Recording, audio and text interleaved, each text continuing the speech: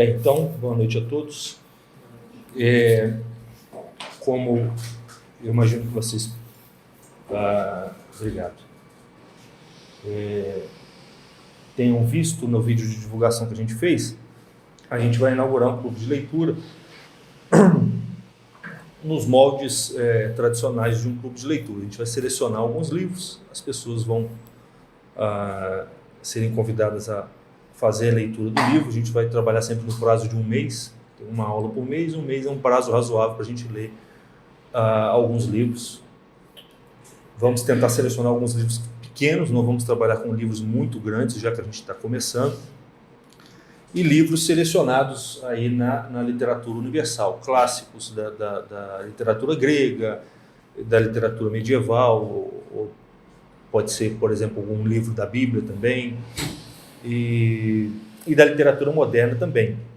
A gente vai tentar fazer isso aí até o meio do ano, para fazer uma experiência. Se a gente vê que a coisa está indo bem, a gente pode fazer com que a coisa se torne até como é que se diz? Uma extensão do Instituto, um curso permanente. De modo que a gente vai ter a oportunidade, eu não sei vocês, mas eu tive e tenho uma deficiência muito grande em termos de literatura, e a gente vai ter a oportunidade de suprir essa deficiência que a gente tem, mais ou menos juntos, conversando sobre os livros, e isso acaba funcionando como um estímulo para que a gente leia. Vocês já devem ter notado que encarar um livro de literatura nem sempre é fácil.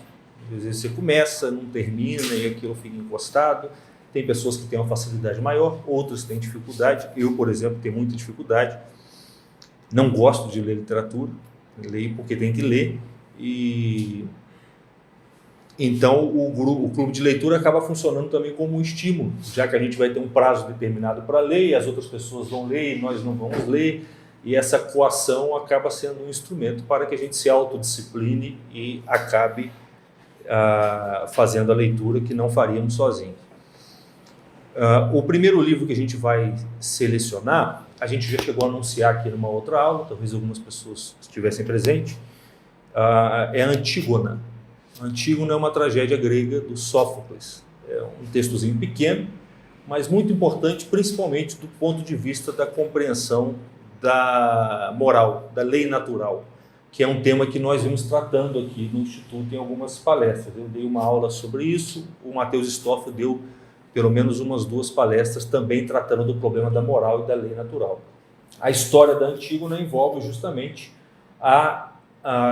o conflito entre a lei positiva, que é a lei de uma determinada sociedade,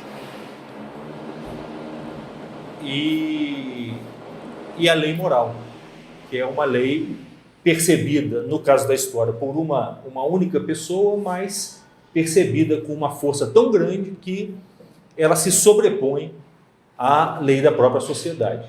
Então, a gente vai ter ali a oportunidade de, através da literatura, fortalecer um pouco a nossa percepção conceitual, filosófica do que seja a lei natural e da sua relação com a lei positiva, com a lei da sociedade, a lei criada pelos homens. Tá? Na aula de hoje, a gente vai fazer uma introdução à imaginação e a importância da imaginação na vida intelectual.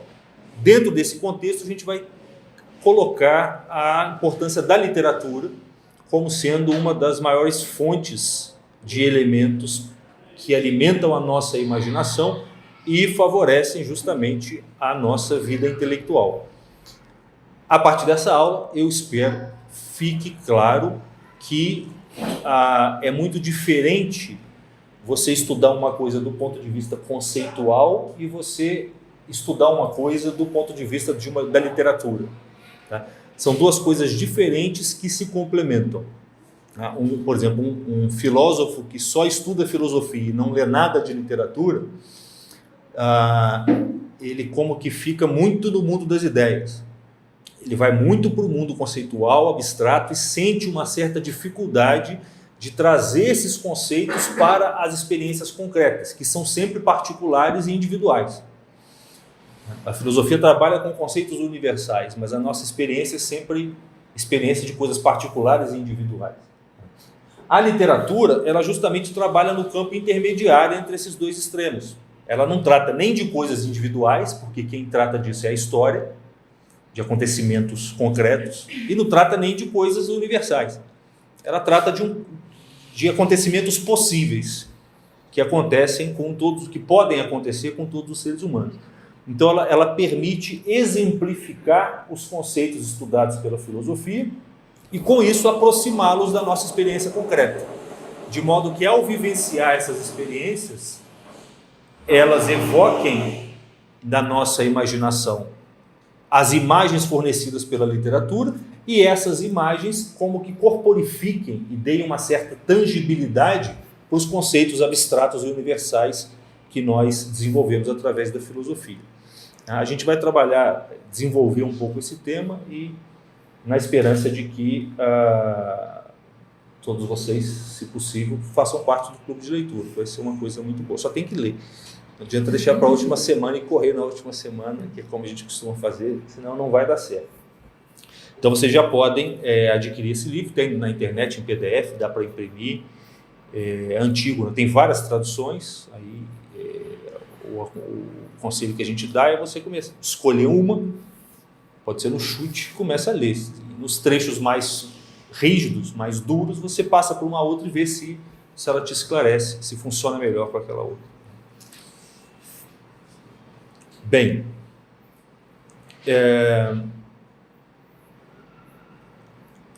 vocês já devem ter visto que na internet tem muitos cursos de diversos professores. Eu acho que quem começou com essa história foi o professor Olavo de Carvalho, falando da reforma do imaginário,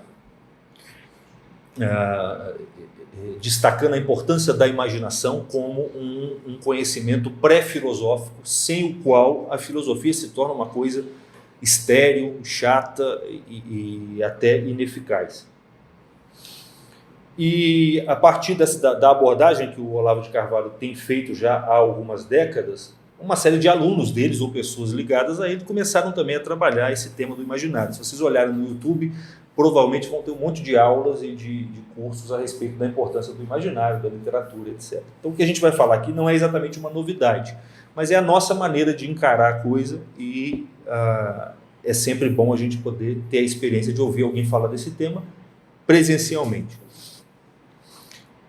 Por que esse enfoque na reforma do imaginário? Bem, a razão só poderia ser uma, porque o nosso imaginário ele está, de algum modo, desfocado, ele está desintegrado. É próprio da sociedade moderna, seja por ela estar fundamentada nas filosofias ditas modernas, que são filosofias de segunda ou terceira classe, ou até antifilosofias, como no caso de filósofos como, sei lá, o Nietzsche, o Deleuze, Foucault e etc. Seja porque a nossa sociedade ela já é culturalmente determinada por aquilo que nós chamamos de ideologias, que são justamente conjuntos de mitos e imagens a respeito da sociedade, do mundo, da humanidade, que não correspondem de fato ao que as coisas são.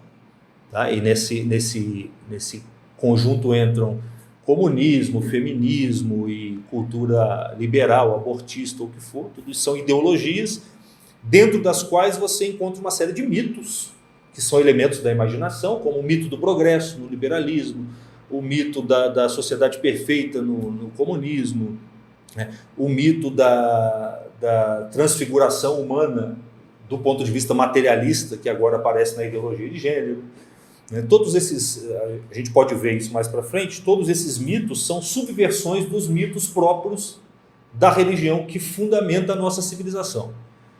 Tanto a ideia de progresso, quanto a ideia de uma sociedade perfeita, ou de uma classe revolucionária, ou de uma transfiguração do homem, onde o homem vai se tornar uma espécie de super-homem, ele vai transcender a sua condição natural. Todos esses mitos que nos são trazidos pelas ideologias modernas, eles derivam de uma perversão feita em cima dos mitos originários da nossa civilização. É fácil perceber, por exemplo, que a ideia de progresso é a ideia de evolução espiritual convertida para uma evolução material. histórica. Antigamente também se falava em progresso, mas o que progredia não era exatamente o corpo, era a alma. Era um progresso vertical, por assim dizer. A partir do século, principalmente a partir do século XVIII, começa a se enfatizar, a partir da negação do mundo espiritual, começa a se enfatizar um progresso material, um progresso que se daria dentro da história, um progresso horizontal. A ideia de uma sociedade perfeita, que viria solucionar todos os problemas da humanidade, não teria desigualdade, não teria sofrimento, isso é a ideia do paraíso. Certo? Só que a ideia do paraíso chapada, decalcada no mundo temporal. É evidente que ela nunca vai dar certo, que é da própria estrutura do mundo temporal que existem injustiças, sofrimentos, etc. É por isso que esses mitos ideológicos, eles nunca correspondem exatamente à realidade, sempre produzem frutos, no mínimo, maléficos, né? E a própria ideia que se tem hoje de que você pode determinar o que você pode transcender o limite da sua natureza, o que alguns chamam de transhumanismo, deriva da transfiguração do homem operada pela graça divina, da glorificação do corpo, da superação da morte, da santificação, etc. A maneira moderna ou pós-moderna de ser santo é você se autodefinir como sendo de um outro gênero, de uma outra espécie, ou seja lá do que for. Então, é claro que é uma paródia grotesca da santificação, assim como o comunismo é uma paródia grotesca do paraíso, e o progresso é uma paródia da evolução espiritual. Então, veja, tudo isso se passa dentro do imaginário. O lugar dos mitos, o lugar da imagem que nós temos do mundo, o lugar do que se chama de cosmovisão, é o imaginário. A cosmovisão não está nem exatamente na inteligência, nem exatamente, ou nem definitivamente, ela também não está no corpo. Ela está naquela região intermediária que é a imaginação e a memória. E é para essa região do seu psiquismo, da sua alma, que são direcionados os mitos, as fábulas. E não existe corrente filosófica, científica ou artística que não se valha de mitos para poder esclarecer os seus conceitos, definir as suas diretrizes, etc. A mesma ciência moderna é toda recheada de mitos. Se vocês procurarem a bibliografia sobre os mitos presentes nas teorias científicas é imensa. Hoje isso só os professores de ensino médio e das universidades que não sabem disso, mas as pessoas que estão no nível mais profundo da investigação científica, todas elas estão conscientes de que a ciência é cheia de mitos.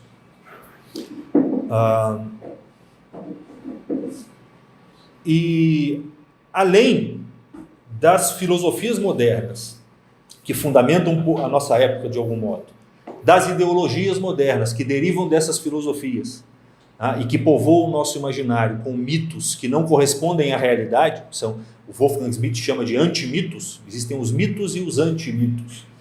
Então, esses seriam antimitos. Existe um terceiro elemento, que é o fato de nós vivermos numa sociedade industrial, hoje digitalizada, dentro da qual o apelo e a circulação de imagens é infinitamente grande, é monstruosa, e de uma forma completamente desregrada. Nós ainda vivemos num universo simbólico, talvez nós estejamos mais imersos num mundo de símbolo do que o homem medieval, porque o homem medieval tinha o simbolismo natural e o simbolismo arquitetônico, litúrgico. Nós, além desse simbolismo, que ainda o natural é impossível de você retirar, ele fica um pouquinho ofuscado pelos prédios, pelos outdoors, ou sei lá, mas eles estão aí de algum modo. O simbolismo litúrgico, existe uma certa carência dele no mundo hoje, mas a sociedade industrial produz uma proliferação de símbolos que assim, ultrapassa em termos quantitativos infinitamente o que era produzido antigamente. Não tem um lugar para onde você olha que não tenha um símbolo, ainda que você não perceba.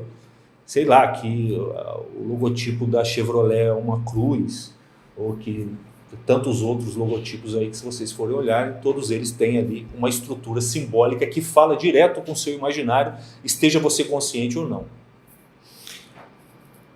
Diante de tudo isso, desses três aspectos, é fácil perceber que o nosso imaginário ele é confuso, porque é povoado de forma desregrada. Ele não é povoado por símbolos, por estruturas simbólicas definidas por grandes sábios, como era no caso da Idade Média, como é o caso de uma tribo indígena, por exemplo, ou como é no caso do nômade que vive na natureza, que também foi projetada por um grande sábio. Ele é projetado por homens, por, sei lá, publicitários, psicólogos e, sei lá, homens muitas vezes muito mal intencionados que, entendendo a importância do símbolo e da imaginação, se utilizam deles não para a edificação humana, mas, na verdade, para a diminuição da dignidade humana e a transformação do homem num simples animalzinho, tá? Que é o que acontece hoje. Você olha para o outdoor, ou fica com fome, ou fica com vontade de fazer sexo, ou fica com vontade de consumir alguma coisa. Não tem nada além disso.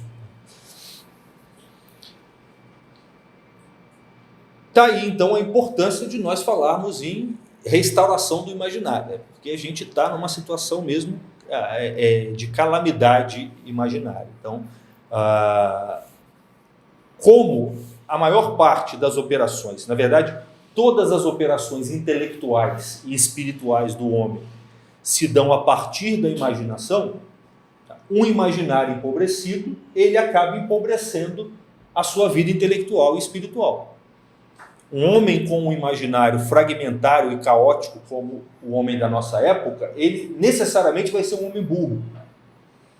Porque a inteligência dele opera sobre o imaginário. Se o imaginário dele está desorganizado, a inteligência dele não consegue operar direito. Não é equivocado dizer que o homem de hoje nem usa mais a inteligência.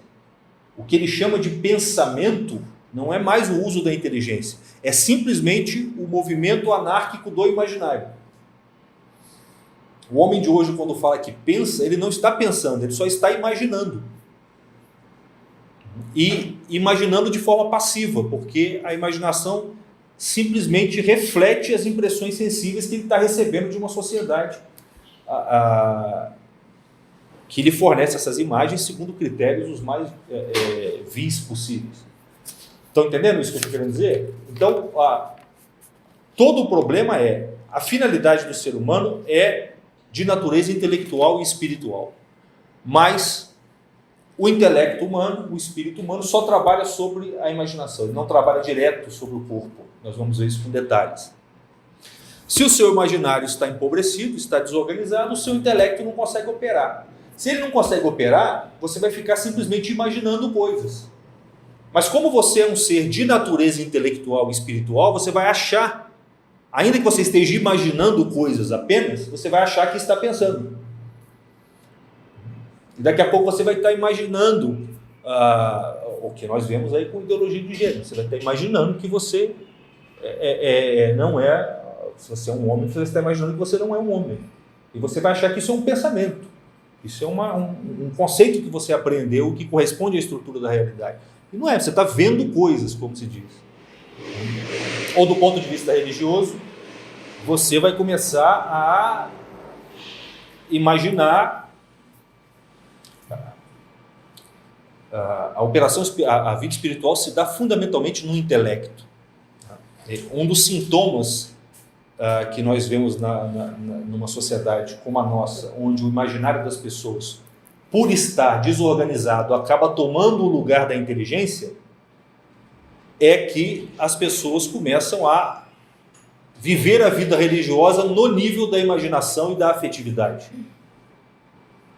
Então a religião se torna uma coisa sensível, uma coisa afetiva.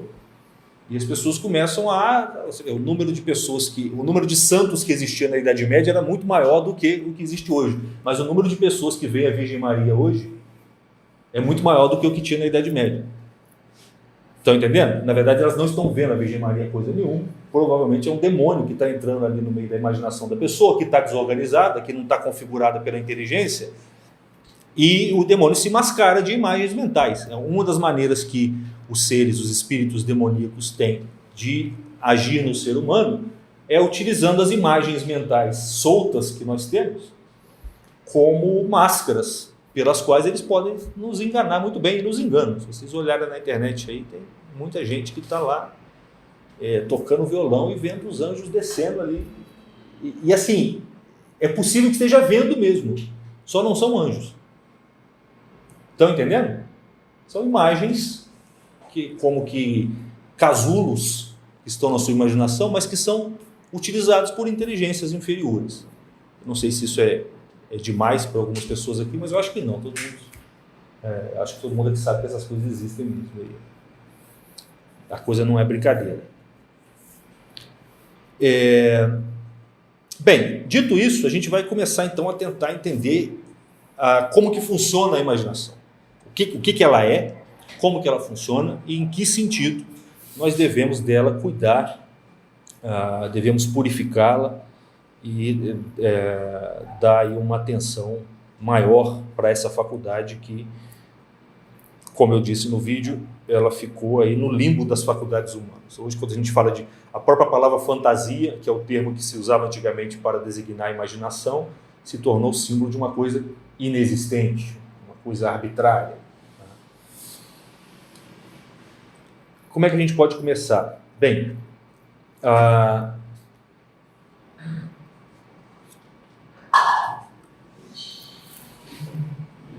tudo começa com o seguinte fato: o ser humano não é nem um animal, nem um anjo.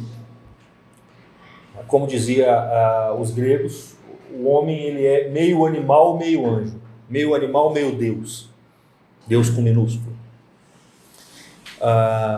Então o ser humano ele não tem nem a limitação própria dos animais, que só captam as coisas individuais e físicas, e não conseguem avançar além do ambiente imediato dentro do qual eles estão,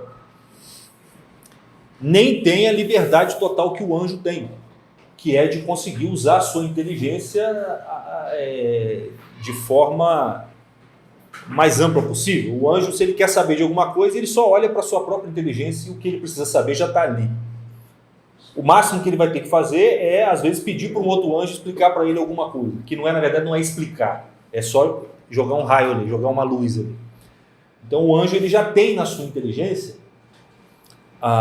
o conjunto de ideias necessárias para a sua vida, para o exercício da sua natureza.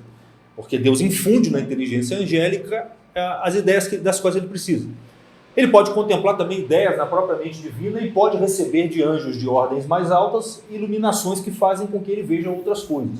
Mas ele não precisa estudar, não precisa aprender, não precisa raciocinar, nada disso. Bem, o homem está no meio caminho. Ele é o meio termo entre o anjo e o animal. Porque ele é uma inteligência, e isso ele tem em comum com os anjos, mas ele é uma inteligência encarnada. E a carne, o corpo, é o que ele tem em comum com os animais. E isso não é um defeito do homem. O homem é isso. Tá? A alma humana não é algo que caiu no corpo e ficou presa no corpo e deve se libertar do corpo. Não, segundo a doutrina cristã, que parece a mais racional nesse ponto, o homem foi constituído como a chave de abóbada do cosmos. O cosmos ele tem uma dimensão material que vai se espiritualizando e uma dimensão espiritual que vai se materializando. O ponto de ligação é o homem. É por isso que Deus se fez homem, e não anjo e não um cachorrinho. Ele vai no centro, que é o próprio centro da cruz, onde ele se entrega depois. O eixo vertical da cruz simboliza o espírito, o eixo horizontal a matéria. Então, Cristo está ali no centro da cruz, justamente porque o homem é o centro dessa cruz. Então, o problema começa justamente porque o homem, sendo uma inteligência, ele foi feito para conhecer as coisas universais. Esse é o objeto da inteligência. A inteligência tem por objeto a essência, a verdade. E a essência, a verdade das coisas são sempre de natureza universal. Elas não são coisas individuais. Tá? A essência do copo é diferente deste copo. Os meus sentidos captam este copo. A minha inteligência capta a essência do ser copo, que vale para esse, mas também vale para esse e para todos os corpos que existem, que existiram e que vão existir. Então, sendo uma inteligência, o homem foi feito para captar coisas universais. Até Deus, que é a coisa mais universal que tem.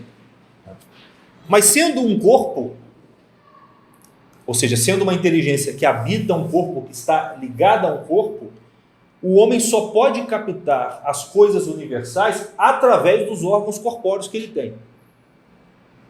E mais, como as faculdades humanas, as capacidades humanas, ou de qualquer ser, são proporcionadas à sua própria natureza, sendo o homem uma inteligência encarnada, a inteligência dele foi feita principalmente para conhecer as coisas materiais, no que elas possuem de universal. Então, num certo sentido, quando o homem conhece Deus ou conhece os anjos, ele conhece meio que de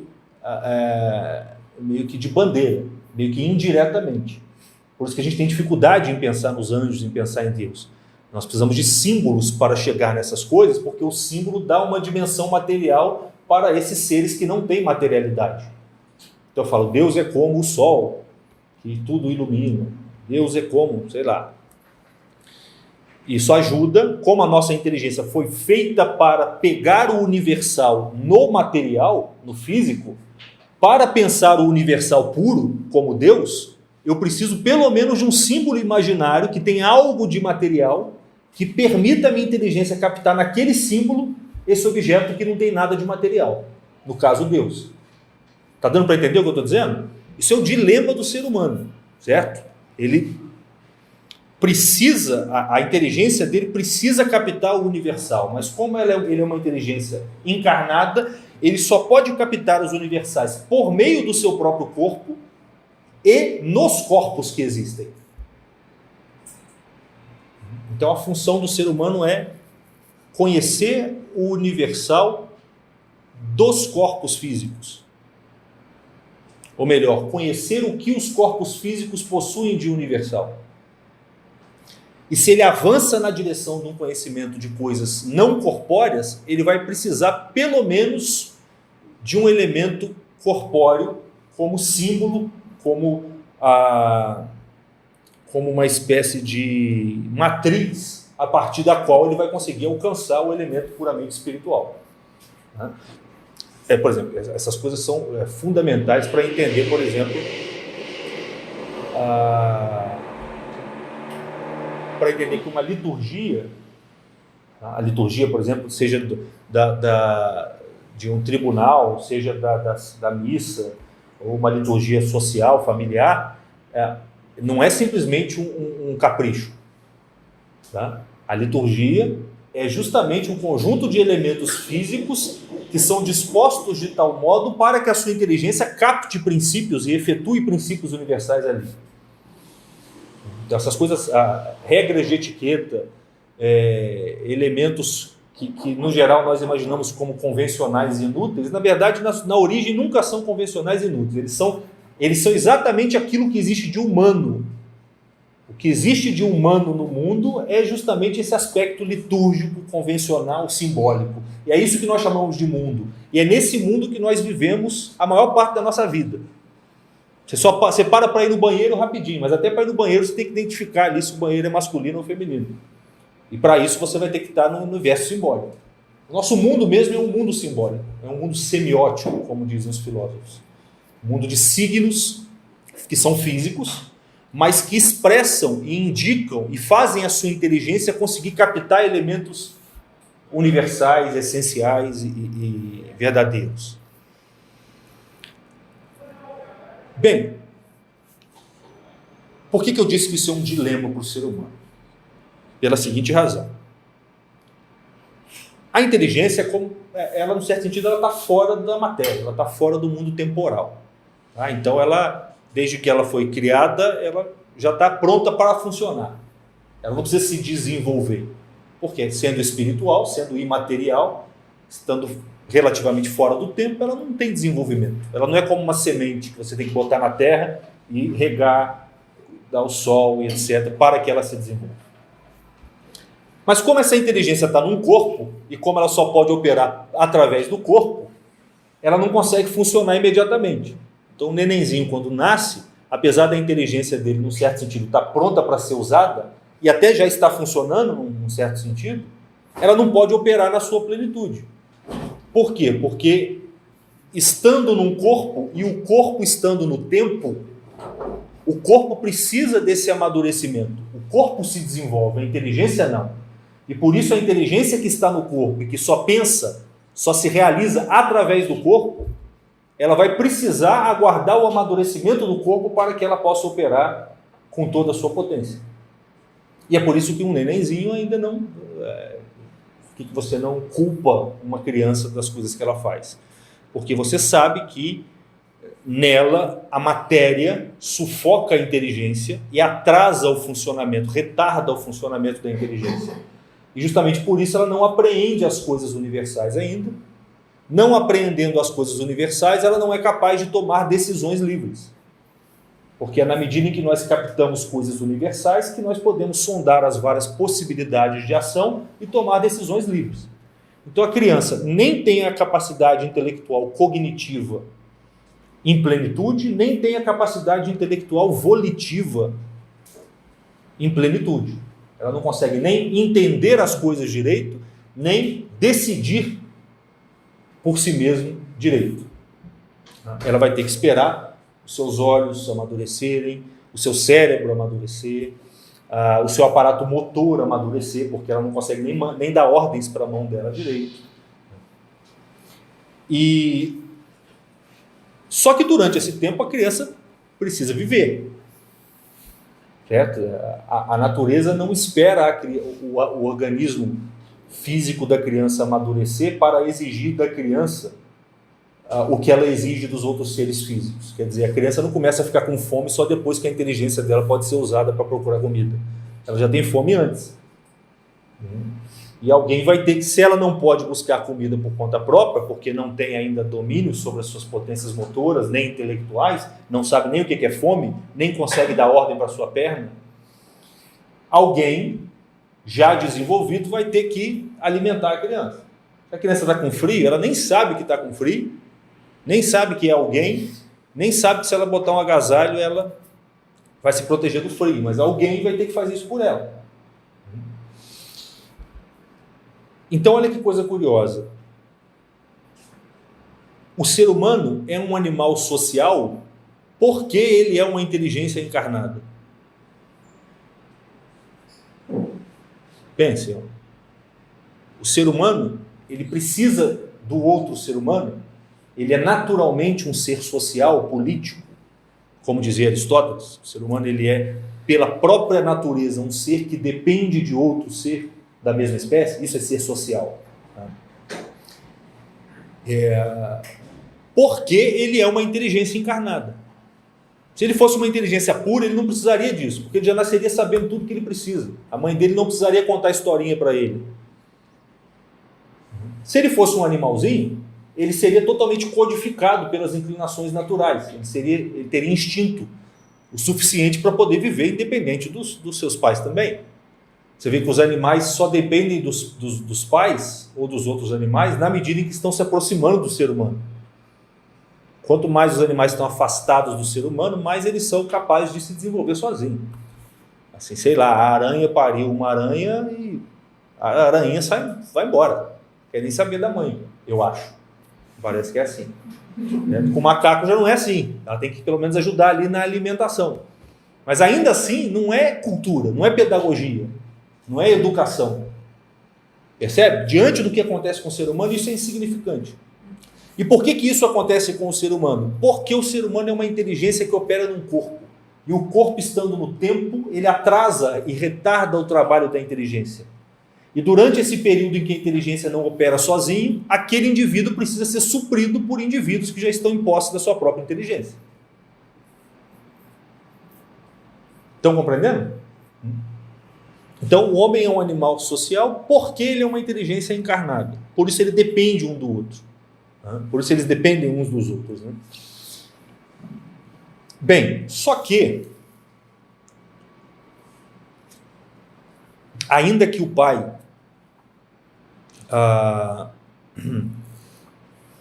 ainda que a mãe e o pai forneçam para a criança um agasalho, um abrigo, a comida, a proteção, que são necessidades mais elementares, quando a criança atinge ali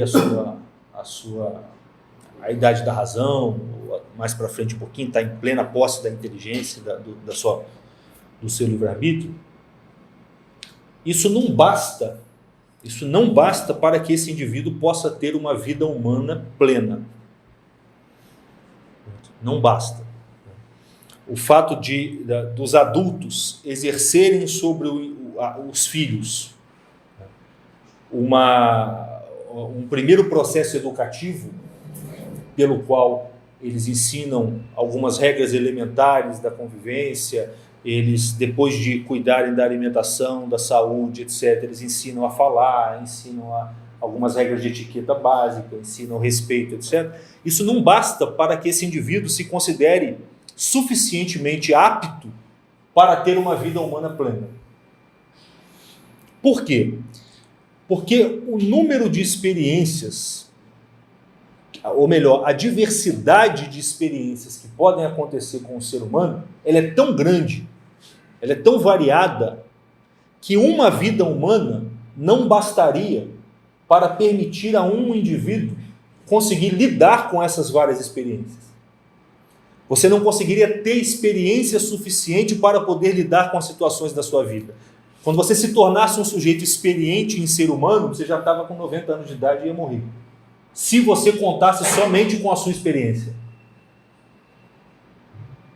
Veja bem, um indivíduo que, tendo sido ajudado pelos pais, chegou num nível de maturação ou de maturidade, pelo qual ele já é capaz de assimilar as experiências físicas e, usando a inteligência, conhecer, lidar, decidir em cima dessas experiências, sozinho, ainda assim, sozinho, ele não conseguiria ter um número de experiências suficientes para que ele tivesse uma vida humana plena, para que ele tivesse uma vida boa, feliz, para que ele se tornasse um homem feliz e completo. Por quê? Porque, como o ser humano só aprende pela experiência, quando ele começasse a ter um número suficiente de experiências para que ele pudesse elaborar, entender o que é a vida humana, entender o que é ser um ser humano, a função do ser humano no mundo, entender o que ele já estaria no final da própria vida.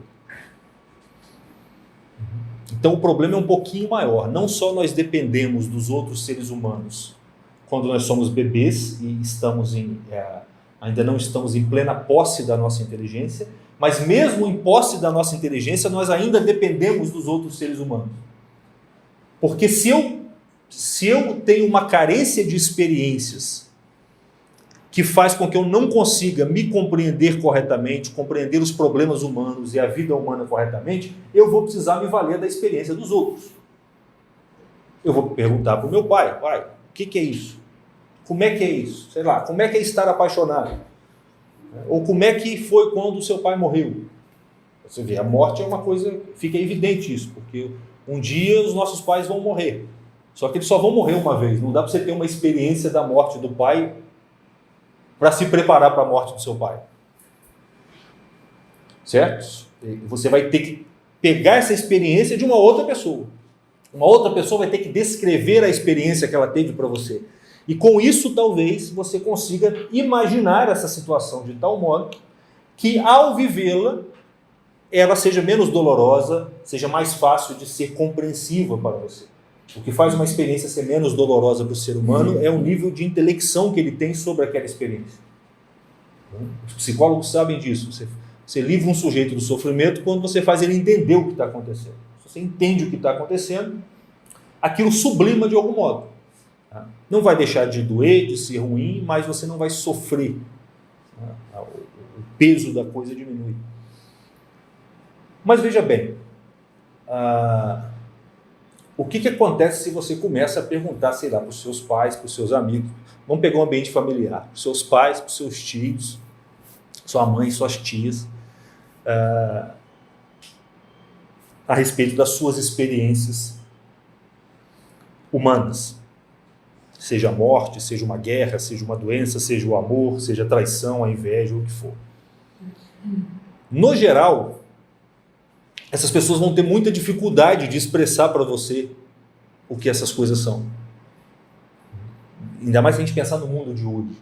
Tá? Se a gente pensar no mundo antigo, no mundo tradicional, os avós, talvez numa tribo indígena de antigamente também, que as tribos indígenas de hoje já são degeneradas, os avós, os anciãos, tá? Talvez eles tivessem, assim, acho que com certeza tinham, uma capacidade de descrever essas experiências com uma riqueza de detalhe e com uma clareza tal que era como se você tivesse vivido aquilo através das palavras e da experiência daquele sujeito. Essa deveria ser a função dos avós. A pessoa que já viveu muito a vida, já viveu bastante tempo, acumulou muita experiência, né?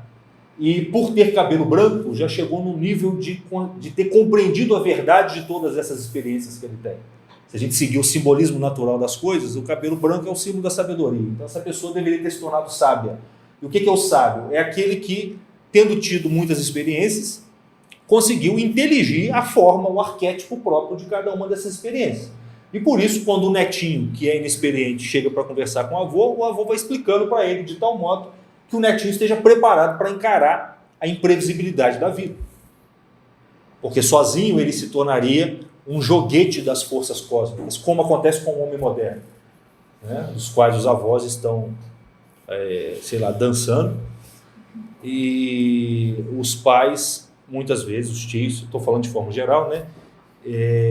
Não sabem expressar as coisas, não sabem dizer o que é inveja. Todos eles vivem isso e sabem reconhecer o que é inveja, o que é traição, o que é a morte, mas não sabem falar sobre aquilo, não sabem descrever aquilo com clareza para você. Então eles não são capazes de antecipar na sua imaginação a experiência real que você vai ter um dia.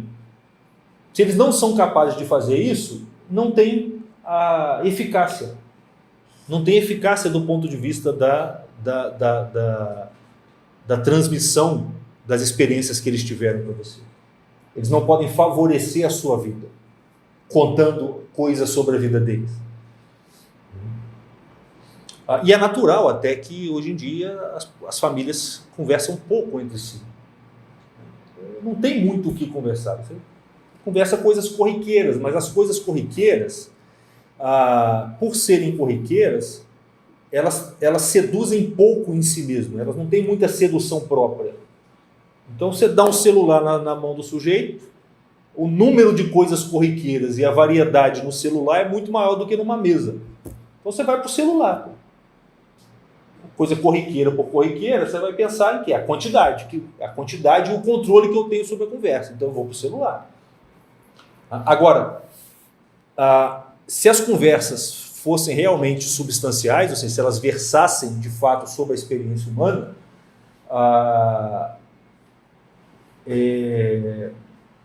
muito provavelmente as pessoas deixariam o celular de lado em nome das conversas. Quando a gente faz algumas reuniões entre amigos, ninguém fica no celular. A gente olha no celular eventualmente para ver se a esposa está chamando a gente para ir embora, porque a gente não quer ir embora. Mas não é para ficar ali, porque está chato aqui. Não, eu esqueço disso aqui porque aqui a coisa está acontecendo. Aqui está tendo troca de experiências. Aqui a minha inteligência está funcionando. E a minha inteligência é o que eu tenho de mais eu em mim mesmo. E se a minha inteligência está funcionando, eu estou me sentindo muito eu mesmo. Não no sentido egoísta. Pelo contrário, no sentido mais desapegado possível. Porque a inteligência capta o universal. E o universal não é só meu, é meu e de todo mundo aqui. Então a experiência da inteligência, ela satisfaz o ser humano, ela dá uma alegria imensa e uma alegria desapegada. Tanto é que, tão logo você intelige uma coisa, você quer fazer o quê? Contar para o outro. É natural, é espontâneo isso.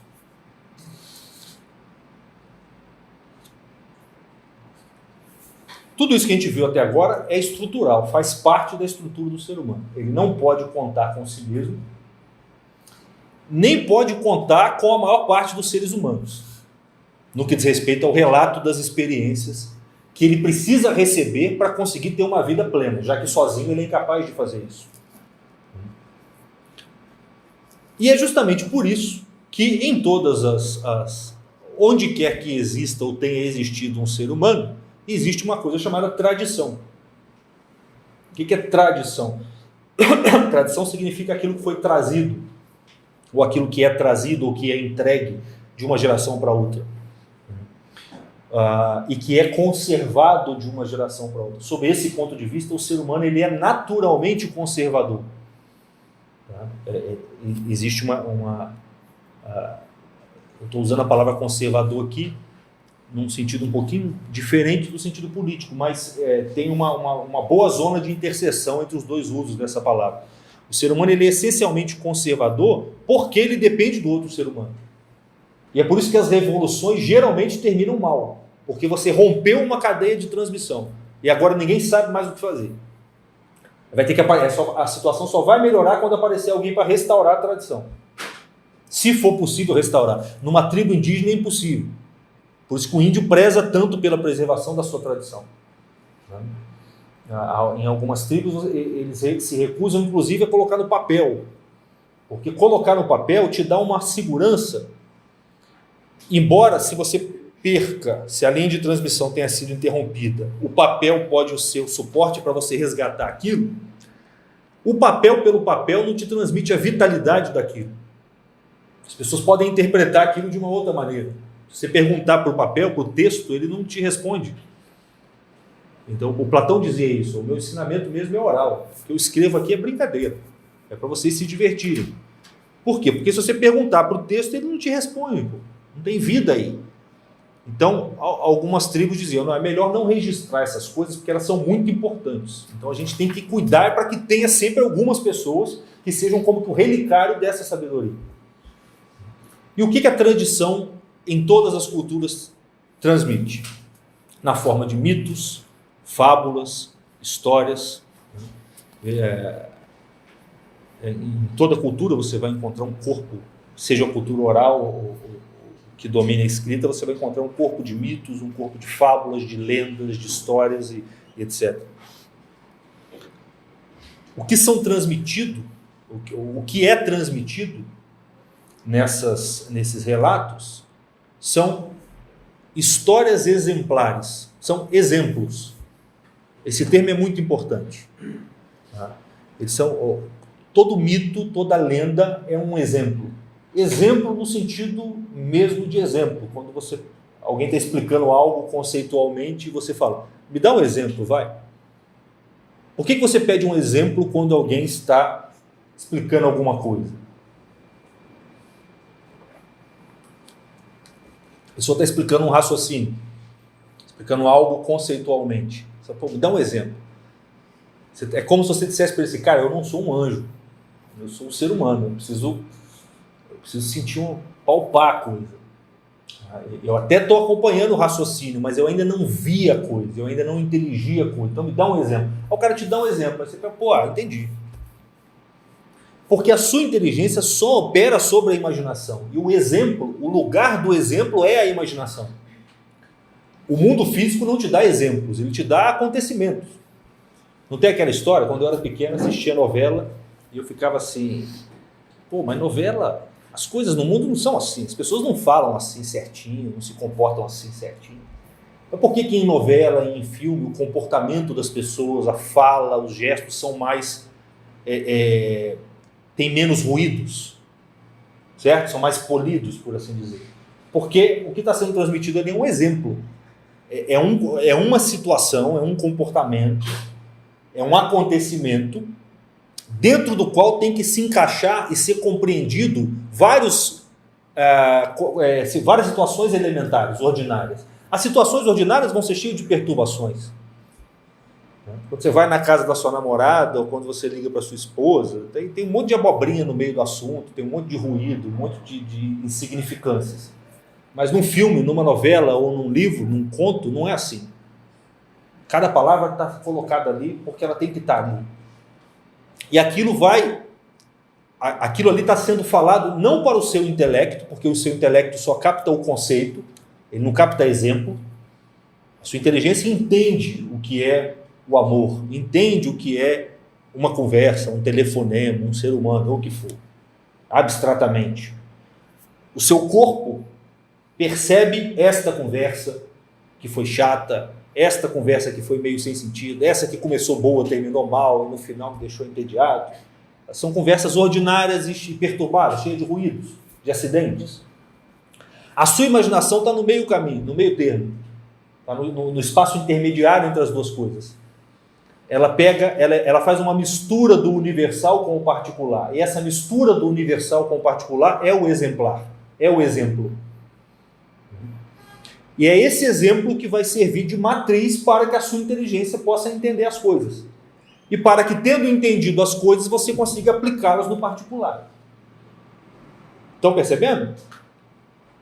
Então, a grande importância da tradição e das várias histórias que antigamente eram contadas pelas avós, pelos contadores de história, e são registradas em livros, ou algumas transmitidas oralmente, é que elas são histórias exemplares. Elas trazem modelos de situações humanas, modelos de tipos humanos fundamentais. E é por isso que quando você lê um livro, uma literatura, ou quando você lê a Bíblia, você se identifica. Caramba, eu sou como essa pessoa. Ou eu já passei por essa situação. Se eu tivesse lido isso aqui antes de passar por essa situação, eu saberia o que fazer. Mas eu não sabia, eu não tinha compreendido isso aqui. Isso está na mitologia grega, está nas histórias indígenas, está em qualquer tradição. Por que em qualquer tradição? Porque isso é um patrimônio da humanidade. O ser humano uma cultura só consegue perdurar se ela tiver esse arcabouço simbólico transmitido tradicionalmente através dos mitos, lendas, etc. É claro que, como a imaginação ela é um intermediário entre o corpo e o espírito, entre o corpo e a inteligência, assim como a atmosfera é o intermediário entre o céu e a terra, você vê que a atmosfera ela entra um pouquinho no céu e ela abraça um pouquinho a terra. É difícil você dizer onde começa e onde termina a atmosfera. Ela é meio fluida. A terra tem uma firmeza, certo? E o céu tem também ali a sua firmeza própria, embora seja intangível. Tá? Mas a atmosfera ela é meio fluida. O símbolo dela é o ar. E a nossa imaginação também é assim, ela é meio aérea. Ela tem uma face voltada para baixo e uma face voltada para cima. Como se ela fosse uma árvore, certo? Uma escada, uma ponte, que começa num ponto e termina no outro. Então ela tem algo de corpóreo e algo de espiritual. E sendo assim, é claro que as várias histórias transmitidas através dos mitos da literatura universal, elas vão ter algo de literal e algo de simbólico, algo de intelectual, por assim dizer. Então, é perfeitamente possível você ter... Por exemplo, antigamente tinha aquele joguinho Mario Bros. Lembra? Qual era a finalidade do Mario Bros? Enfrentar uma série de obstáculos. Lembram desse jogo? A gente acha que a gente não envelhece, né? Então, às vezes a gente dá uns exemplos assim e as pessoas não lembram. Mas enfim, tem um joguinho chamado Mario Bros, que é um torneiro mecânico, né? Qual que é a finalidade do jogo? Ele está vencendo uma série de obstáculos. O grande inimigo dele é um dragão, que mora num castelo. E o último obstáculo dele é vencer esse dragão e salvar a princesa. Essa história, na qual se baseou o jogo do Mario Bros, ela pode ser contada ao longo de gerações sem que as pessoas entendam o sentido dela. Ela pode ser contada só por diversão. Eu não sei nem se o sujeito que fez o Mario Bros parou para pensar um dia que por trás dessa história está um dos arquétipos mais fundamentais da existência humana. Por trás dela está o sentido quase que cabal da existência humana. Que vocês já devem ter captado, que é que você tem que vencer um dragão para liberar uma princesa. Essa princesa é a parte mais nobre da sua alma. Esse dragão é a parte inferior da sua alma. É aquela que pesa para baixo, que te arrasta para baixo. E você precisa entrar numa luta ascética contra você mesmo. Isso é a via purgativa, você lutando contra você mesmo. Por isso que Cristo diz, quem não negar a si mesmo, não vai avançar no caminho. Então, essa negação de si mesmo é a luta contra o dragão, que é você mesmo sob um certo aspecto. Tá? Mas a princesa também é você mesmo. Só que ela é a parte mais nobre, que está aprisionada pelo dragão. Aí você precisa liberar essa princesa. Você pode pegar Chapeuzinho Vermelho, Pequeno Polegar, etc, etc.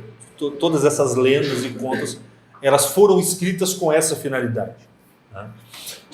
Alguns historiadores dizem que essas lendas, muitas delas foram escritas por grandes sábios de algumas culturas que, vendo que a sua cultura estava acabando, registravam os ensinamentos fundamentais para que o ser humano se torne um ser humano pleno em pequenas histórias que podiam ser facilmente memorizadas e que poderiam ser transmitidas, ainda que sob a forma de diversão, de entretenimento, mas que eventualmente algum ser humano bem vocacionado, tocado pela graça divina, ou que tenha feito um esforço intelectual, pudesse captar nessas histórias o sentido profundo delas. Eu não preciso dizer que é por essa mesma razão que Cristo falava em parábolas. Então, essa é a importância da tradição. Ela alimenta a nossa imaginação com histórias exemplares que servem como matriz para a nossa inteligência captar verdades, princípios fundamentais para a nossa inteligência, para a nossa vida. E, ao mesmo tempo, essas histórias vão te fornecer, diante das situações concretas, meios de acessar a sua inteligência e conseguir agir inteligentemente nas situações concretas. Então, elas ajudam tanto você a entender melhor a realidade, quanto a agir melhor nas situações concretas.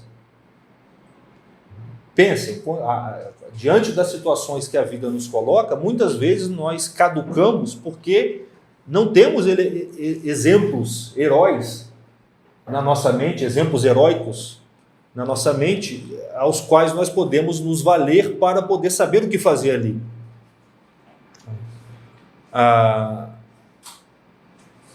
Então existe uma dupla finalidade para a literatura transmitida, seja através de mitos ou lendas ou o que for. Possibilitar a intelecção humana, ou seja, possibilitar que o ser humano intelija as verdades fundamentais para a sua vida, porque se ele depender da sua experiência individual, ele nunca vai conseguir fazer isso.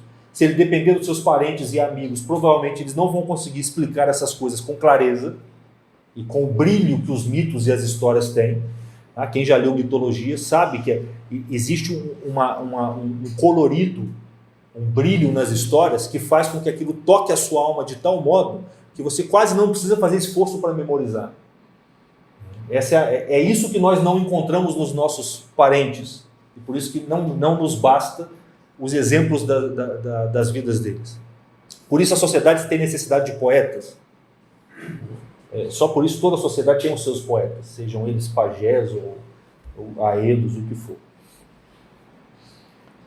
E por outro lado, ela te dá uma coleção de experiências que podem ser resgatadas e puxadas na memória no momento em que uma situação particular te exige.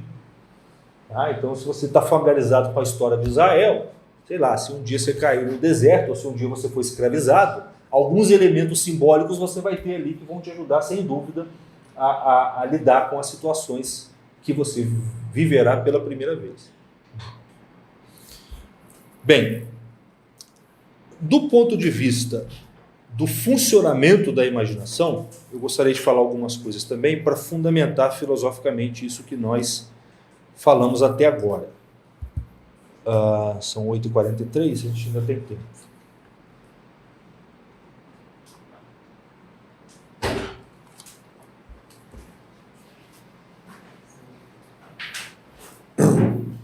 Veja só.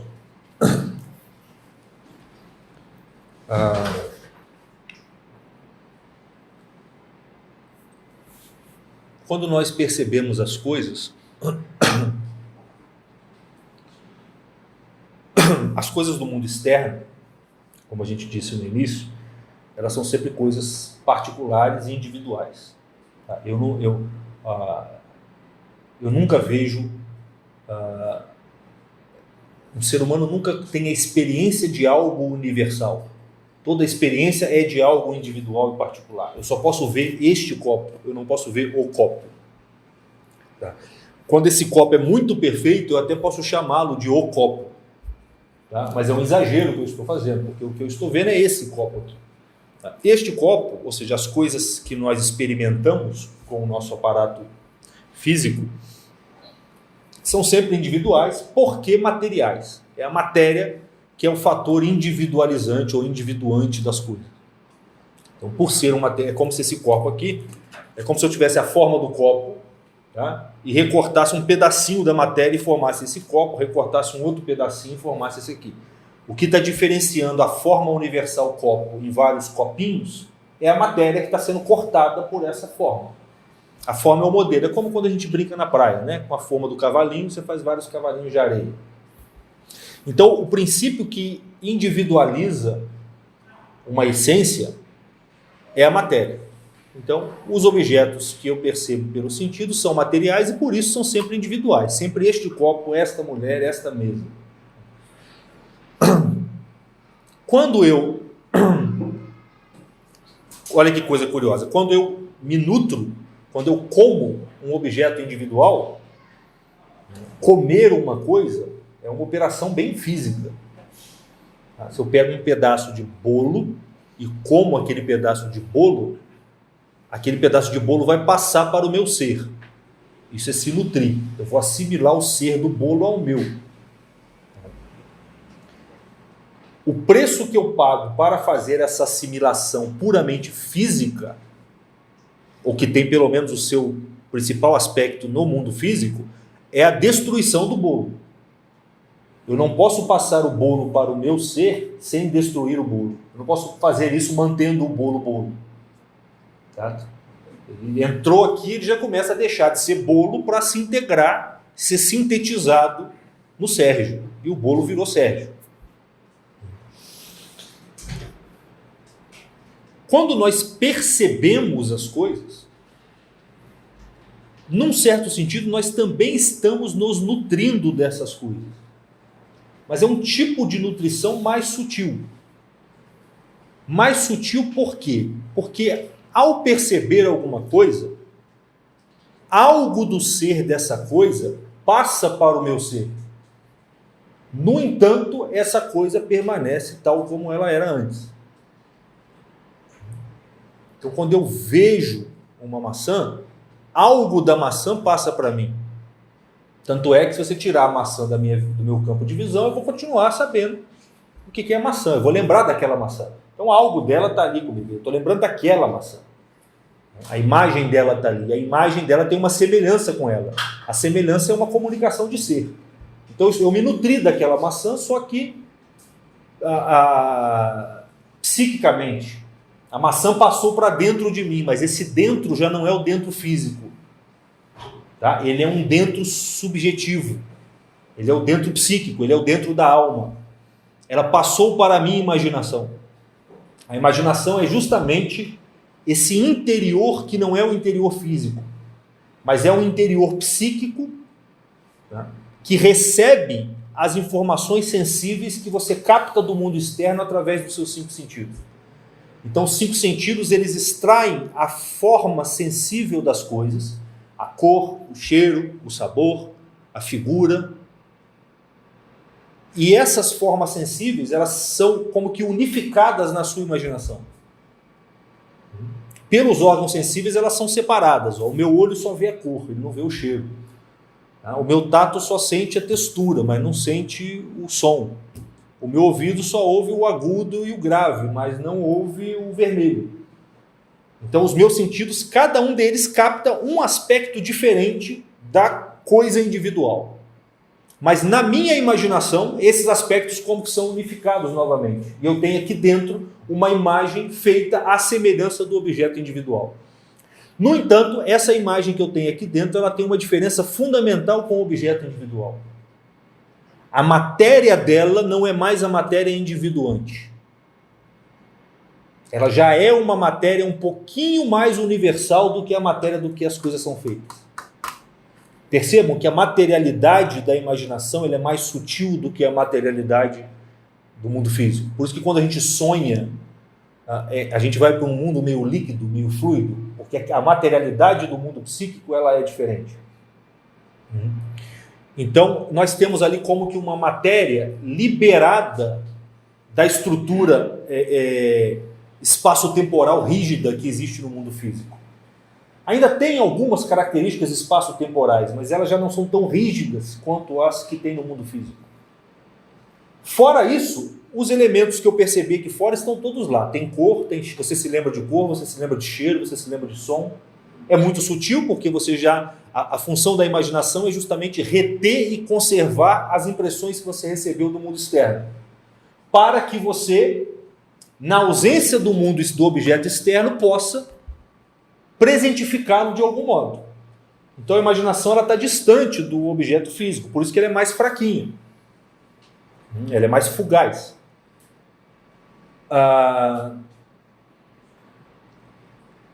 Então a imaginação é a faculdade, vamos usar um termo que o São Tomás de Aquino usa, ela é a faculdade dos fantasmas. O que é o fantasma? O fantasma é o objeto da fantasia, ou seja, são essas formas sensíveis já abstraídas dessa matéria concreta individual e atualizadas numa matéria sutil aqui dentro, numa matéria mental, por assim dizer, num contínuo mental.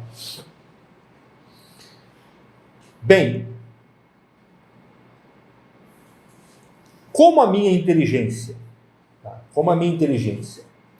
ela é puramente espiritual e tem por finalidade captar conceitos universais, ou seja, totalmente liberados de qualquer aspecto particular, individual e material, ela não poderia agir diretamente sobre a coisa concreta.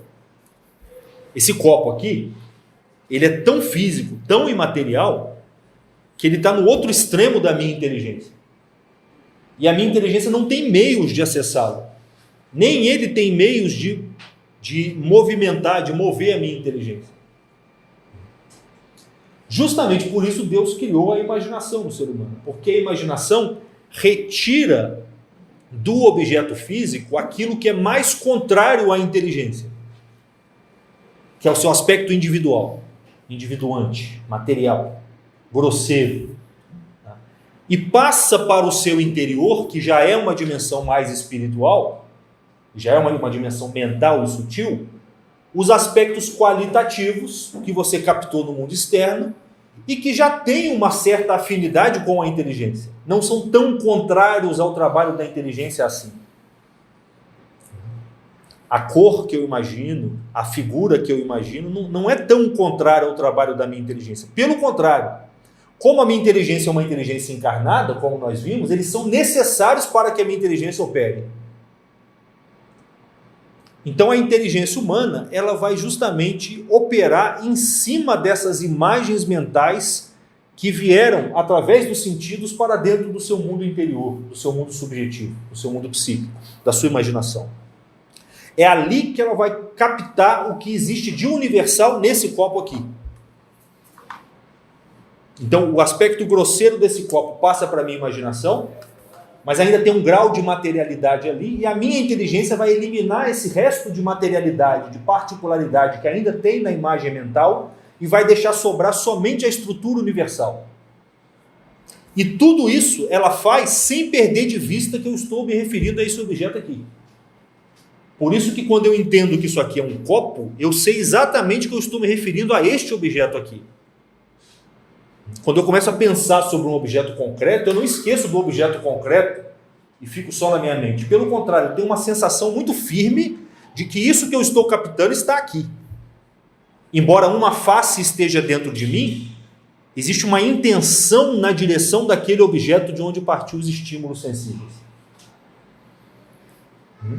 Quando você vê que esse quadro é branco, por mais que o branco que você veja aqui, você o veja através de uma impressão sensível que é gerada na sua pupila e posteriormente na sua imaginação, você tem certeza plena de que o branco está no quadro e não em você.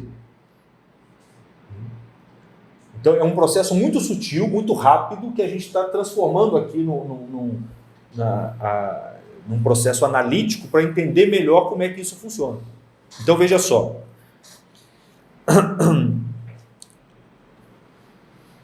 Sem o trabalho da imaginação, a inteligência humana ficaria cega. Ela não conseguiria se comunicar com o mundo físico. E é justamente por isso que o ser humano precisa dessa faculdade intermediária. É uma regra básica da filosofia que dois extremos só podem se comunicar por um intermediário que tenha uma semelhança com os dois. Então, por isso que eu disse no vídeo que a imaginação é análoga ao próprio ser humano. Ela é a chave de abóbada do microcosmos que é o ser humano. O ser humano é a chave de abóbada do cosmos dentro do qual ele está. É a pedra angular do cosmos. A imaginação é a pedra angular do microcosmos que é o ser humano. Certo? Eu tenho a porta aqui que tem o lado esquerdo e o lado direito. Tem o corpo e tem o espírito. O que encaixa um no outro é a imaginação. Do mesmo jeito que no mundo, no nosso cosmos, você tem a dimensão espiritual e a dimensão física. O que encaixa um no outro é o homem. Estão percebendo? Então existe uma analogia entre a imaginação e o próprio ser humano. Porque os dois são de natureza pontificial. Os dois são pontífices. Fazem a ligação do céu e da terra do céu. A imaginação, repetindo, ela corporifica o espírito, porque ela faz você agir no mundo físico corretamente, sem saltos, de forma contínua, sutil, e ela espiritualiza o mundo físico, porque ela te dá acesso ao espírito, às formas, aos universais que estão presentes no mundo físico. Então, fazendo isso, o homem eleva a terra ao céu e traz o céu até a terra. Vocês imaginem, então, o que é um ser humano com uma imaginação cujo conteúdo não foi determinado conscientemente. Pensem na imaginação como um jardim. Tá? O jardim, se você não cuidar dele, o que acontece? Começa a crescer ervas daninhas. Plantas selvagens começam a crescer ali. As plantas selvagens vão crescendo e vai ficando aquela coisa feia, meio suja. Os bichos vão aparecendo. Agora, se você cuida dele, aquele jardim vai estar sempre bonito, vai estar sempre florido, ele vai ornamentar a sua casa, ele vai alegrar o seu espírito e o espírito de quem chega na sua casa. Então você tem duas opções. Ou você distribui conscientemente as imagens dentro da sua imaginação, ou você deixa que o próprio mundo faça isso, de modo que você vai ficar passivo, recebendo como uma terra que recebe ervas daninhas e sementes trazidas a esmo pelos pássaros. O homem moderno é aquele cujo conteúdo da imaginação é determinado desordenadamente pelos estímulos externos. O homem tradicional é aquele que toda a cultura tem um aparato arquitetônico, estético, mítico, litúrgico, para que a imaginação dele esteja sempre sendo povoada por elementos benéficos para as suas atividades intelectuais e espirituais. Por isso que vocês já devem ter percebido, as casas hoje se parecem cada vez mais com caixotes, né? Essa arquitetura moderna, onde a concepção é que as casas são feitas simplesmente para morar, elas não têm nenhuma função estética. Nas culturas tradicionais eles nunca pensavam assim. Qualquer coisa, além da sua função, da sua funcionalidade prática, por assim dizer, elas possuem também uma funcionalidade estética.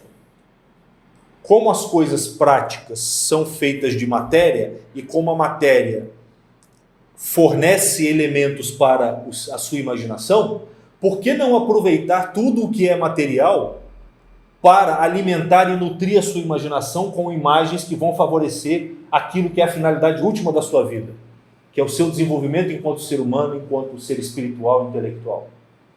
Então, se você vai fazer um machado, você vai ornamentar esse machado, de modo que a própria estrutura visível e até tátil do machado vai te transmitir, vai alimentar e nutrir a sua imaginação com boas imagens. De modo que, contemplando o machado, você pode, quem sabe, até entender qual é a função pontificial do homem. E depois, lendo a Bíblia, talvez, se aparecer lá a imagem de um machado ou de um cajado, você vai entender o que se quer dizer com aquilo. Estão compreendendo a relação, a importância estética numa sociedade tradicional? Um índio, quando faz um cachimbo, ele não faz de qualquer jeito, porque ele vai ornamentar o cachimbo de tal modo para que, ao fumar o cachimbo, o sujeito tenha a percepção de que está entrando terra no cachimbo e está saindo fumaça. Do mesmo jeito que entra matéria no ser humano e sai conceitos universais, verdade, conhecimento. Então o cachimbo é um símbolo pontificial também do próprio ser humano. E as casas vão ser todas estruturadas de tal modo que, para onde quer que você olhe, a sua percepção esteja sendo bem nutrida, de modo que você possa estar em plena posse dos usos do desenvolvimento intelectual próprio do ser humano. Você vai ter uma matriz sobre a qual inteligir e a partir da qual agir de forma mais coerente, mais eficaz, mais plena, por assim dizer. Então, essa é a função da imaginação. Aí tem um elemento importante que é o seguinte: o sujeito que cria essas histórias, seja lá como elas são criadas, isso é um mistério para mim, os mitos e as lendas, etc., eles usam uma função ativa da imaginação. Até agora nós estamos falando da função passiva da imaginação. A imaginação, como diz São Tomás de Aquino, ela é o tesouro das coisas percebidas. Ele é o baú onde você guarda as coisas que foram percebidas. Então essa é a função passiva dela. Você não precisa fazer nada. Tudo que você vê vai ficar... Não tem aquela história de você falar para o sujeito assim, não pensa, sei lá, não pensa no fulano pelado. Não tem como, o cara começa a pensar. Então é a função passiva da imaginação. Você deu o estímulo, ela já vai agir em conformidade com aquele estímulo. Mas existe uma função ativa, porque tendo visto, sei lá, o chifre de um boi e um cavalo, eu posso decompor o chifre do boi e recompô-lo na cabeça do cavalo. E posso imaginar um unicórnio. Inclusive as mitologias estão cheias dessas combinações feitas pela imaginação. Então a imaginação também tem uma função ativa, que é o que a gente chama de função fabuladora. Você pode pegar os elementos armazenados nesse tesouro que é o seu imaginário, decompô-los e compô-los arbitrariamente. Um homem sábio, ele é capaz de fazer isso com tal perfeição que isso só vai favorecer a sua percepção dos elementos fundamentais que o ser humano precisa para a sua vida. Então, um ser humano, você pega uma lenda, uma mitologia qualquer, o número de seres imaginários, ou seja, de seres que não têm correspondente no mundo físico, mas que são produzidos pela função fabuladora da imaginação, é muito grande. Mas eles foram criados com tal perfeição, obedecendo de forma tão rigorosa a lógica do simbolismo natural, que eles favorecem imensamente a sua capacidade de intelecção. Isso quando a função ativa da imaginação está sob o domínio da inteligência. Certo? O ser humano está governando a sua imaginação com a inteligência. Mas a imaginação, como é um intermediário entre a inteligência e o corpo, ela pode ser governada tanto pela inteligência quanto pelo corpo. E o que acontece na maior parte dos casos hoje é que ela é governada pelo corpo. E essa, não somente o depósito, o tesouro, que é a imaginação, vai ficar preenchido por imagens vindas desordenadamente do mundo externo, como a atividade ativa da imaginação vai ser exercida sob a égide não da inteligência, mas das suas paixões mais inferiores, do seu apetite concupiscível e do seu apetite irascível. Ou seja, você vai começar a imaginar coisas, decompor e compor imagens sem nenhuma finalidade edificante para o intelecto humano. Pelo contrário, com finalidades completamente voltadas para a sua dimensão puramente carnal, material. A própria ideologia de gênero é algo dessa natureza. A ideologia de gênero é algo dessa natureza. A ideia de que você pode definir arbitrariamente o que você é, essa definição não é feita pela inteligência, porque a inteligência travaria esse processo, porque ela te mostraria essências contra as quais você não poderia fazer nada. Ela só pode ser feita pela imaginação. Mas ela é feita por uma imaginação justamente que está escravizada pelos impulsos sexuais. Então, as figuras produzidas por esse imaginário vão ser as figuras mais bizarras possíveis, as quais a gente não precisa nem falar, que a gente vê pela internet uma série delas. Então, é preciso tomar um certo cuidado com a imaginação. Por quê? Porque, apesar da importância que ela tem para a atividade intelectual, ela é uma imensa fonte de engano e de erro. Ela pode te distanciar maximamente do mundo real. Por quê? Porque ela tem uma função ativa que decompõe e compõe as coisas arbitrariamente. E se isso não for feito sob o governo da inteligência, será feito sob o governo dos seus impulsos. E essas imagens serão montadas de acordo com a conveniência do gostoso e do desgostoso, do fácil e do difícil. E o mundo que você vai criar, ele vai ser criado para que corresponda ao que você gosta, ou para que corresponda ao que é mais fácil e conveniente para você, por mais que ele não tenha correspondência nenhuma com a realidade. O que eu estou querendo dizer? Uma imaginação escravizada pelos impulsos inferiores, ela imagina o que ela quer, o que é conveniente para você, e não o que é verdadeiro. É daí que surgem as ideologias. Todas as ideologias surgem de uma interferência da imaginação no trabalho da inteligência. A imaginação se sobrepõe à inteligência. E essa imaginação, governada pelos impulsos inferiores, começa a produzir imagens utópicas da sociedade ou do homem de acordo com a conveniência daquele pensador. Ou daquela classe, sei lá. Obviamente, não importa se essa imagem tem relação com o mundo externo ou não. O que importa é que ela é conveniente para mim, para os animaizinhos que eu tenho aqui dentro, que são os meus impulsos. É claro que quando eu for colocar isso em prática, necessariamente eu vou ter uma tirania.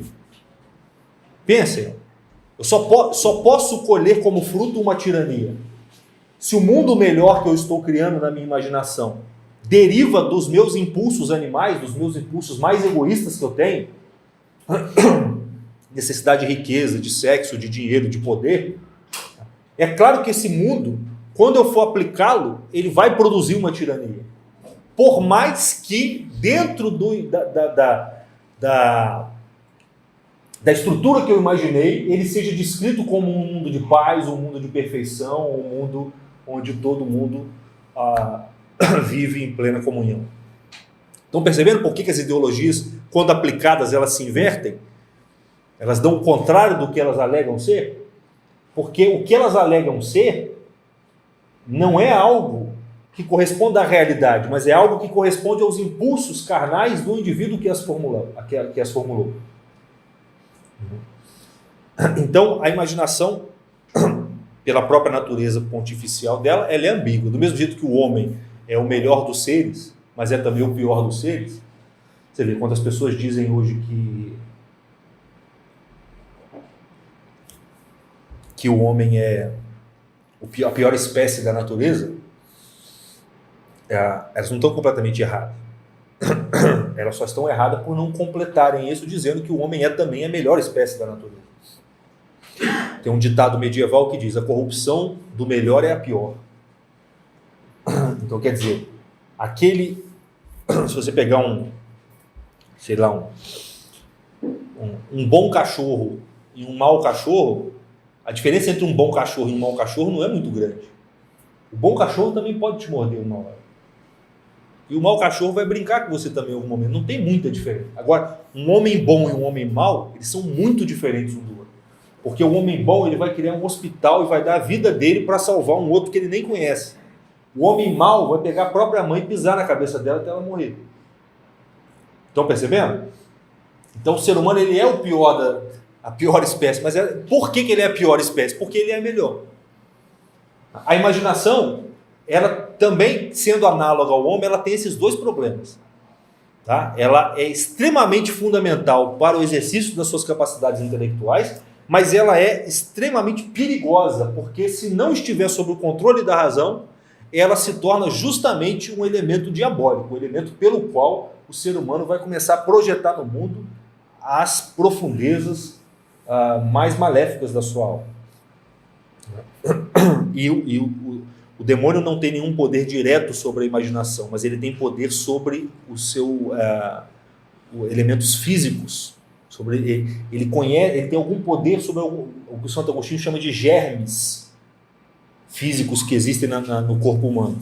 E mexendo nesses germes, ele pode favorecer a produzir imagens na sua imaginação. Certo? O sujeito está dormindo, você faz uma cosquinha no pé dele, provavelmente no sonho dele vai vir alguma coisa. Espontaneamente. Do mesmo jeito que você vê uma pessoa na rua, você já começa a pensar numa coisa. Depois que você fala, nossa, estou pensando besteira aqui. Então o demônio é como se ele mexesse lá no seu pé um pouquinho, só que ele vai mexer lá dentro do seu organismo, porque ele tem algum conhecimento sobre algumas leis que nós desconhecemos, sutis, e isso produz imagens na sua imaginação. Então, quando a sua imaginação está muito escravizada pelos seus impulsos inferiores, é aí que o demônio gosta. Porque é aí que ele vai começar a mexer e produzir visões que você, sendo de natureza intelectual, provavelmente vai achar que são divinas. O risco de você achar que são divinas é muito grande.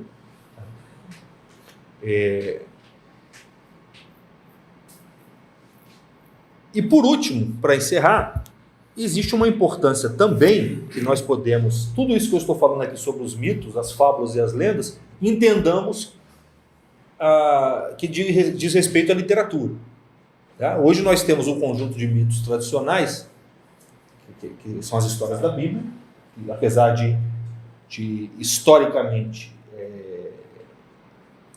ocorridas, elas também são míticas, porque são exemplares, são arquetípicas. Tudo que acontece na vida do Cristo, na vida dos judeus, o que a gente fala, que os católicos falam, os cristãos falam, que os acontecimentos do Antigo Testamento são figuras do Novo Testamento, da vida do Cristo. A passagem lá no Mar Vermelho anuncia de algum modo, o batismo. A serpente que Moisés ergueu anuncia de algum modo, é uma figura da crucificação. Figura quer dizer o quê? São exemplares, são arquétipos, são modelos do que vai acontecer depois de forma mais concreta, mais individual na vida do próprio Cristo. Então, tudo o que acontece na Bíblia, apesar de historicamente, de ter ocorrido historicamente, tem também uma potência arquetípica, uma potência mítica, exemplar. Funciona como exemplos que vão alimentar e nutrir a nossa imaginação, beneficiando a nossa vida intelectual do ponto de vista especulativo e prático. Mas entra também na nossa cultura toda a literatura moderna, antiga e moderna, produzida aí ao longo dos últimos 500 anos, principalmente. Os grandes escritores, o que a gente chama de clássico. O que é um clássico? Hoje se fala em leitura dos clássicos. O que é um clássico? Um clássico é um livro cujo conteúdo é exemplar. Por mais que ele não seja escrito na forma dos mitos antigos, se você lê-lo, ele tem um conteúdo que é exemplar. E por ser exemplar, ele ultrapassa as eras. Ele nunca sai de moda, porque ele não está falando de uma coisa contingente, ele está falando de uma coisa universal através de um exemplo, através de uma situação mais ou menos particular. Ele não está contando uma história com H, nem está descrevendo uma experiência através de um conceito universal. Ele está escrevendo uma história com a letra E, né? Como acho que o Guimarães Rosa fazia isso. A história com E seria essa história exemplar. Isso tem uma importância muito grande do ponto de vista moral também. E a gente encerra fazendo esse último comentário. Vocês sabem que todo o aprendizado moral quer dizer, as várias experiências que nós vamos ter na nossa vida vão colocar para nós dilemas morais. Como é que eu ajo diante disso que está acontecendo comigo? Qual é a maneira correta de agir?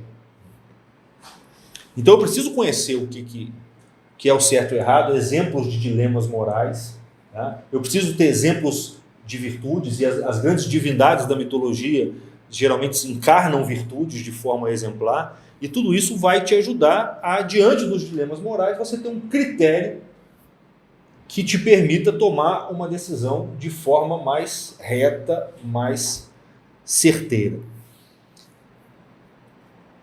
E assim como ocorre do ponto de vista do conhecimento, existe um duplo aspecto na função da imaginação do ponto de vista moral. O São Tomás, acho que o Aristóteles já dizia isso, que existem dois regimes de controle da razão sobre a nossa sensibilidade. Um regime despótico, ou melhor, sobre o nosso corpo no geral. Um regime despótico e um regime político, ou democrático. Então, por exemplo, sobre as nossas mãos, a nossa razão, ela exerce o regime despótico. O que é o regime despótico? É o regime tirano. A minha inteligência tem um poder tirano sobre a minha mão. Eu mando ela abrir, ela abre, eu mando ela fechar, ela fecha. Não tem como fugir disso. Eu mando nisso aqui. Ó. Agora, sobre os meus desejos e as minhas emoções, eu já não tenho um governo despótico. Se você está com fome, não dá para você falar assim, fome, vai embora. Ela não vai. Para sua mão você fala, mão, fecha, e ela fecha. Agora, para sua fome você fala, vai embora, ela não vai. Mas vocês já tiveram a experiência de estar com muita fome, daqui a pouco você encontra alguém na rua, a pessoa começa a te contar um negócio, você fica 2 horas conversando e esquece que estava com fome. O que aconteceu? O seu imaginário girou numa outra direção, tá? que neutralizou de algum modo o poder que o apetite concupiscível estava exercendo sobre você. Foi sem querer, mas você pode fazer isso voluntariamente. Como é que você vai fazer isso voluntariamente? Exercendo o regime político ou democrático da inteligência sobre o seu corpo, sobre os seus apetites. Como é que é o regime? Como é que funciona o regime político? Num regime político ou democrático, como é que as coisas são decididas? Não é o presidente que vem e decreta diretamente. Você tem eleição, você tem conversa, você tem debates, você tem discussões. Então você vai ter que começar a discutir com os seus apetites. E como é que a razão vai discutir com os apetites? Basta um silogismo? Basta falar assim ou não? Deus falou que eu não posso mentir, então eu não vou mentir. Seu corpo vai obedecer a isso? Não vai. Basta a situação espremer um pouquinho que você vai mentir. Para você conseguir pegar essa regra geral, não mentir, por exemplo, tá? E aplicar concretamente, você vai ter que dialogar democraticamente com os seus apetites inferiores. Esse diálogo vai ser feito fundamentalmente pela imaginação. Fundamentalmente pela imaginação. Isso fica muito evidente quando quem se converte no começo da conversão, aí começa a rezar, a receber os sacramentos, se confessa, daqui a pouco você começa a perceber que antes de cometer um pecado, você começa a imaginar uma série de coisas que vão travar ou pelo menos enfraquecer o impulso na direção do pecado.